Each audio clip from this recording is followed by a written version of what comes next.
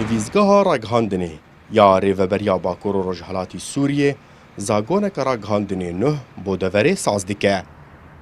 Ev zagon hîn di qonaxa amadekirinê de ye û li gel hemî rêveberiyan û dizgehê ragihandinê û rojnamavanan tê gotûbêjkirin. Yekîtiya Ragihandina Azad dide zanîn ku zagona di sala 2015 de hatibû sazkirin gelek kêmasî tê de hebûn, bi taybetî di xalên sizayan de. Rojnamavan û dezgeh bê zagon dihatin sizakirin. Ji ber wilo zagona neh dê şaştiyên berê sera rast bike. برسقريكا أول إنه يعني نا زلال بو نا قالك زلال بو تشتي مادية وينا يعني كما سيد مادية ويد هبون يعني الدمج مخالفات هبة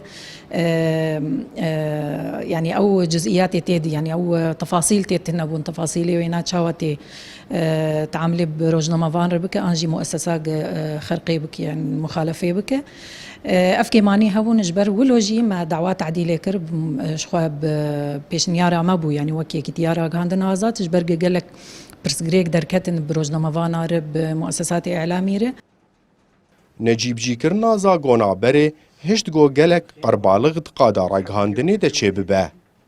Hin rojnamavan dibêjin ku pêwîsta raghêner bi erk û rola xwe rabin ta got zagon cîbcî bibe û neyê bin pêkirin. Herwiha divê asta azadiya ragihandinê bilindtir bibe.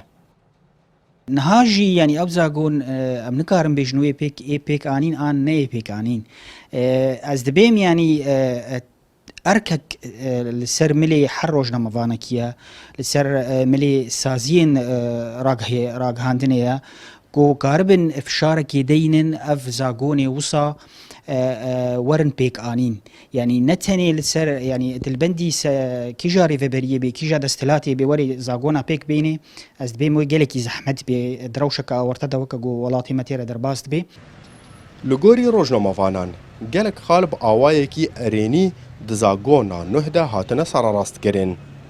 Lê hîn jî azadiya rojnamavan sînordar kiriye. Nemaze duwarê çêkirina lêkolînan de.